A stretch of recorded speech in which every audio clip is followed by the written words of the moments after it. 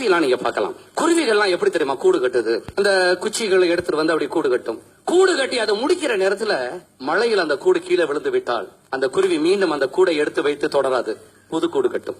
புதிதாக அந்த கூடை கட்டி மீண்டும் அதை முடிக்கிற நேரத்துல காற்றுல அது கீழே விழுந்து விட்டால் மீண்டும் ஒரு புது கூடு கட்டும். எதுவரை கட்டும்? கூடு கட்டி முட்டைகளை இட்டு அடகாத்து தன் இனத்தை வாழ வைக்கிற வரை அது செய்து கொண்டே இருக்கும். ஏண்டா அதுக்கு தெரிஞ்சது ரெண்டு விஷயம் தான். ஒன்று விடாமுயற்சி, இரண்டாவது வாய்ப்புகள் இன்னும் உண்டு என்ற நம்பிக்கை.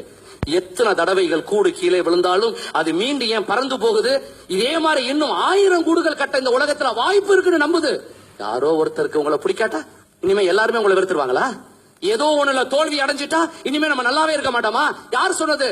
எண்ணங்களை நன்றாக வைத்துக் கொள்ளுங்கள், இல்லைன்னா நம்முடைய சொந்த எண்ணமே நம்மளை ஒரு நாள் கொன்றுவிடும். குருவிக்கு தெரிஞ்சது 2 சட்டங்கள் மட்டும்தான். விடாமுயற்சி, அதனாலதான் அது கூடு கட்டுது. இரண்டாவது ஆப்பர்ச்சுனிட்டிஸ், வாய்ப்புகள் உண்டு.